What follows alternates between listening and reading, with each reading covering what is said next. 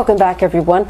Well, one educator is making sure that black children aren't left behind as the country adjusts to remote learning and limited in-class learning.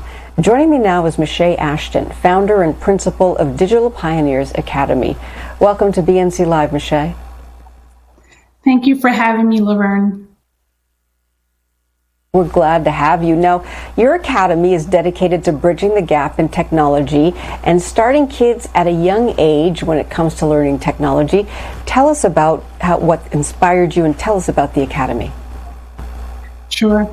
So Digital Pioneers Academy is the first computer science focused 6 through 12 school in Washington, D.C. We are a free public school, and the idea simply came from the fact that we know that there are 1 million high-paying, high-demand jobs that are going to go unfilled in the computing industry.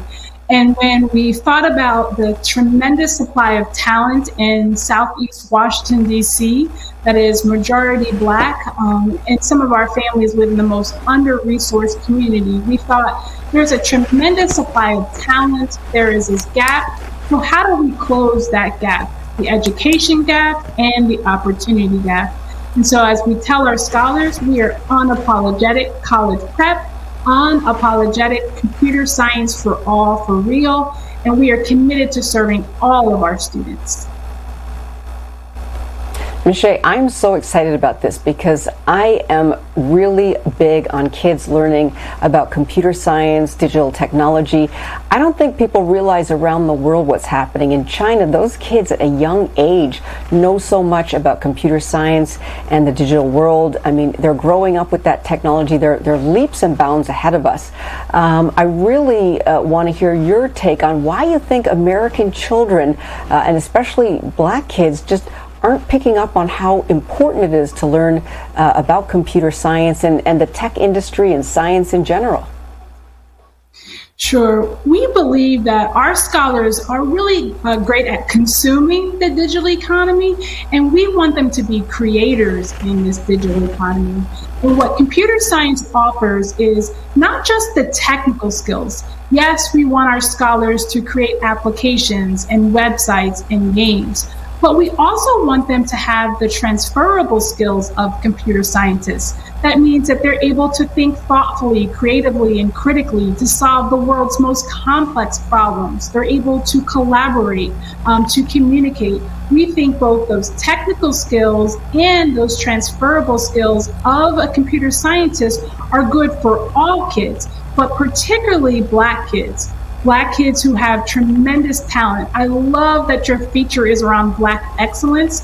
We tell our scholars that they are from a rich history of Black excellence, a present day of Black excellence, and that they are the future of Black excellence, and that they too deserve to be in all of the opportunities. But when you have these computer science skills and technology skills, that you can be a creator in this digital economy.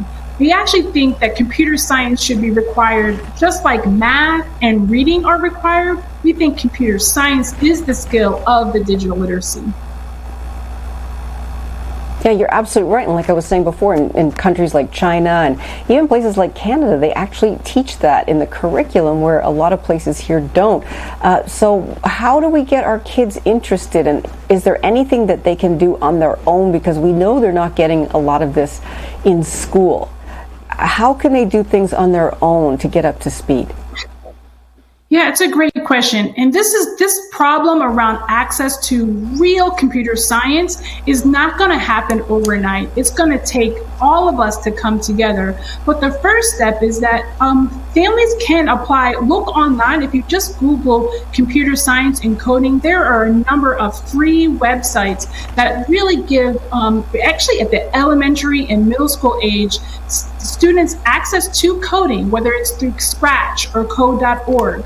We also say that schools should require computer science. So we need policymakers to say that computer science is required. And last, we need our schools to support great teachers studying computer science. Well, Mashea, we appreciate you really trying to bring this to the forefront and all you do. We're out of time, but thank you so much for joining us, Mashea Ashton. Thank you, Laverne. Take care.